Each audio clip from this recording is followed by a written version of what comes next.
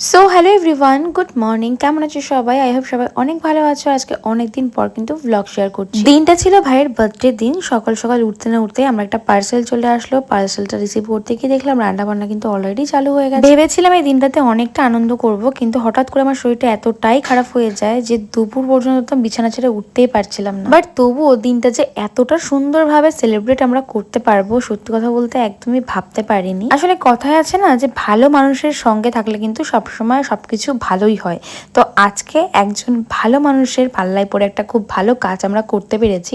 তোমরা পুরো ব্লগটা স্কিপ না করে দেখতে থাকো, তাহলে সবটাই তোমরা দেখতে পারবে এবং জানতেও পারবে। তো দেখো, যেমনটা বললাম শরীর খারাপ ছিল বলে কিন্তু ব্লগটা ঠিকঠাক সকাল থেকে করতে পারছিলাম না। দেখো, যে দুপুরে লাঞ্চ করতে বসে গেছি, সকালের ব্রেকফাস্ট কিছু তোমাদের সঙ্গে শেয়ার করতে পারি। আর দুপুরের মেনু হয়েছিল কাতলা মাছ, 5 রকমের ভাজা, মুগ ডাল, আর হচ্ছে মুরগির যে গিলে মেটে সেগুলো। আর এই যে এখন খাওয়া দাওয়া করে মায়েরা খেতে বসে গেছে, আর বেলুনের কাজও কিন্তু ঘরে মোটামুটি স্টার্ট হয়ে গেছে। চারিদিকে দেখতে পাচ্ছ খুব সুন্দরভাবে কিন্তু সাজিয়েছে। অনুষ্ঠানটা রাত্রে ছিল, বাট যেহেতু আমার শরীরটা খারাপ ছিল তাই জন্য কিন্তু খুব বেশি লেট করিনি। সকাল সকাল সাজুগুজু করে চলে এসেছিলাম এদিকে রসমালাই নিতে। তারপর বাড়িতে আসতে না আসতেই দেখলাম মোটামুটি সব গেস্টরাই কিন্তু চলে এসেছিল। তো এদিকে ওরা দেখো গল্পও করছে, আর তারপরে সবাইকে নিয়ে চলে গেলাম ফুচকা খেতে, কারণ বাড়িতে কিন্তু ফুচকার স্টলও দেওয়া হয়েছিল। ফার্স্টে ভেবেছিলাম নর্মাল একটা জাস্ট খাউন পুরি, তারা হলাম একটু সাজুগুজু করি, যেহেতু সবসময় এখন সাজুগুজু করা হয় না। তারপরে শাড়িটা পরলাম, বাট কিছুক্ষণ পরার পরে এত পরিমাণে গরম লাগছিল যে চেঞ্জ করতে বাধ্য হয়েছিলাম। জানি না লোকে এই গরমে বিয়ে কি করে করে। বাপরে বাপ, যা গরম! একটা সামান্য অনুষ্ঠানেও তো গরমে একদম কষ্ট হয়ে যাচ্ছিল। আর এইদিকে দেখো বাজনার সঙ্গে সঙ্গে মা একটু নাচ করেও দেখে দিল, তার জন্য কিন্তু আমরা এখানে হাসাহাসি করছিলাম। দাদু মরে গেছে, ফুচকা খাচ্ছ দিদা। তো ওইদিকে একটু কোয়েলের সঙ্গে মজাও করে নিলাম, কারণ রিসেন্ট যে দাদু বা দিদা মরে যাওয়ার ব্লগটা ভাইরাল হয়েছে, তার জন্য কিন্তু ওরকম একটু মজা আমাদের মধ্যে হয়েই থাকে কম বেশি। তো তারপরে দেখো এদিকে কেক নিয়ে আসলাম, আর ভাইয়ের জন্য এই চকলেট কেকটা এনেছিলাম, কারণ ভাইয়ের কেকটা বড্ড ফেভারিট। ফার্স্টে তো মাই ভেবেছিল কেক বানাবে, কিন্তু মার শরীরটাও খুব একটা ভালো ছিল না, আর একদম হাতে সময়ও ছিল না কেক বানানোর মতন। তার কারণ ভাইয়ের বার্থডের আগের দিন এবার যেহেতু আমরা একটু পুজো করতে গেছিলাম, তো সব কিছু মিলিয়ে চুলিয়ে ভীষণ বিজি একটা শিডিউল ছিল। তো তার জন্য বললাম চলো কোনো ব্যাপার না, কেকটা কিনেই ফেলি। আর এই যে একটা কেক, এটা আমার একটা ফ্রেন্ড নিয়ে এসেছিল। তো দেখো এখন কেক কাটা আর সেলিব্রেশন হবে বার্থডে। ভাইয়ের সমস্ত বন্ধুরা তো এদিকে ওয়েট করছে। তো চলো এবার কেকটা কাটুক। আর বাবান তো এতই এক্সাইটেড হয়ে গেছিলো যেন কেকটা ও নিজেই কাটে। বাবান কিন্তু কেক কাটিং করতে ভীষণই ভালোবাসে। তার থেকে বড় কথা, সারাদিন চলছিল গান, আর বাবান সারাদিন আজকে নাচ করেছে। ওই যে বললাম আমার শরীরটা একটু খারাপ হয়ে যাওয়ায় সমস্ত ভিডিও লন্ডভন্ড হয়ে গেছে। আমি না বাইরে রান্নার ভিডিও করতে পেরেছি, আর না ঘরে কারোর কোনো অ্যাক্টিভিটি আমি ক্যাপচার করতে পেরেছি। প্রতি বছর যেহেতু জ্যৈষ্ঠ মাসে ভাইয়ের বার্থডে, তো বৃষ্টি হয়ই বার্থডে দিন, বাট এবছর যে এমন গরম দিয়েছে মানে আমরা তো বিশ্বাস করতে পারিনি। ভেবেছিলাম একটু হলেও বৃষ্টি হবে, বাট বৃষ্টি তো দূরের কথা, এত পরিমাণে গরম ছিল যে বার্থডেতে সবার তো অবস্থা খারাপ হয়ে যাচ্ছিল। তবুও ভালো কি আমাদের বাড়িতে মানে অনেকগুলো ফ্যান কুলার আনা হয়েছিল, একটু মানে স্বস্তি ছিল, নয়তো মানে জানি না কি হতো। যাই হোক, দেখো এদিকে সবাই এই যে দাঁড়িয়ে রয়েছে, এখন কেক কাটা চলছে বলে।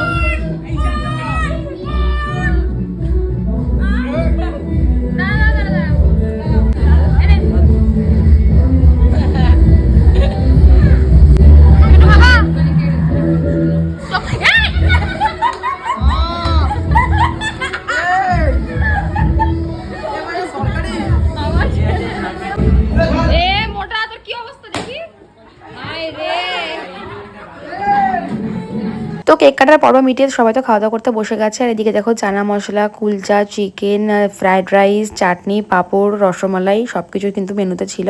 তো সবাই মোটামুটি দিয়ে খেতে বসে গেছে, আর আমার ফ্রেন্ডরাও খেতে বসে গেছিলো সাইডেই, সেটা দেখাতে পারিনি।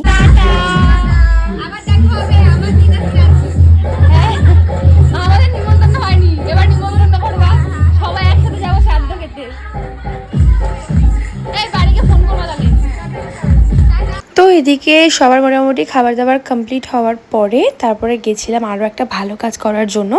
আমরা আরও কিছু খাবার নিয়ে গেছিলাম কিছু মানুষকে খাওয়ানোর জন্য। তো এদিকে দেখো আমি, বাবান, কাকিমা, মা আর আমার একটা বন্ধু যাচ্ছিলাম। তার কারণ ভাইকে গাড়িতে ধরতেও না, আর ভাই গিয়ে কোনো কাজও ছিল না, ও যেহেতু খুব টায়ার্ড হয়ে গেছিলো।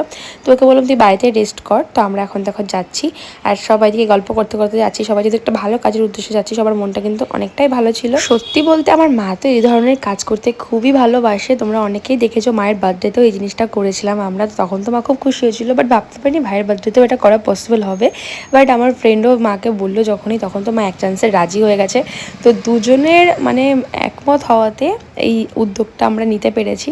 তো দেখো এখন সবাই চলে এসছে, এদিকে রাইস, এদিকে কুলচা, চিকেন, চাটনি, পায়েস সব কিছু নিয়ে। জানি না কেন আমার তো এই বিষয়গুলো তো অভ্যস্ত আমি নই, তাই জন্য না আমার একটু কেমন মানে জানি না কেমন একটা লাগে।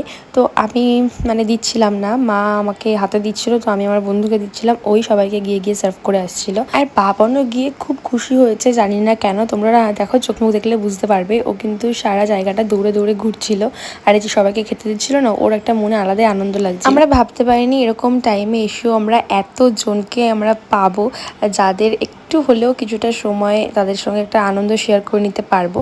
তো আমি বলবো যে মোট কথা এবছরটা ভাইয়ের বার্থডেটা অনেকটা অন্যরকমভাবে কেটেছে। তুমি কি আজকে খুশি? খুব খুশি। এদিকে রাখো। ও মামি আসো, এই এই এই এই ও মামি আসো মানে।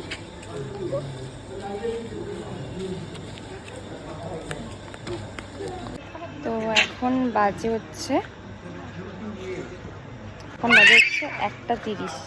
দাঁড়াও, এই দেখো, তো এখন বাজে হচ্ছে 1:30। তো আমাদের মোটামুটি এখানে খাবার সার্ভ করা হয়ে গেছে, তো এখন যাবো বাড়ির দিকে। তো চলো, এই বাপি এই তাড়াতাড়ি এখানে আসো। তো তারপর সবাইকে খাবার সার্ভ করা কমপ্লিট, আর তারপরে গেছিলাম কোথায় দেখো। না না তুমি যাও, কিন্তু কেটো না। পাপান না নিয়ে যাও, পাপান না নিয়ে যাও, পাপান যাবে। দেখলে তো কোন পাগলদের সাথে বাস করি, চলে এসছে নাকি লটারি কাটতে। তো এদিকে দেখো লটারি কেটেছে, আলটিমেটলি লটারিতে কিছুই বাঁধেনি, বাট সবারই একটু মন চাইছিল। তো দেখো আমি আর বাইরে যাইনি। আজকে ভাইয়ের বার্থডেটা সত্যি একটু অন্যরকমভাবেই কেটেছিল, আর মা তো খুবই খুশি ছিল। আর ওই যে বলছিলাম না, কিছু ভালো সঙ্গ থাকলে সব কিছু ভালোই হয়।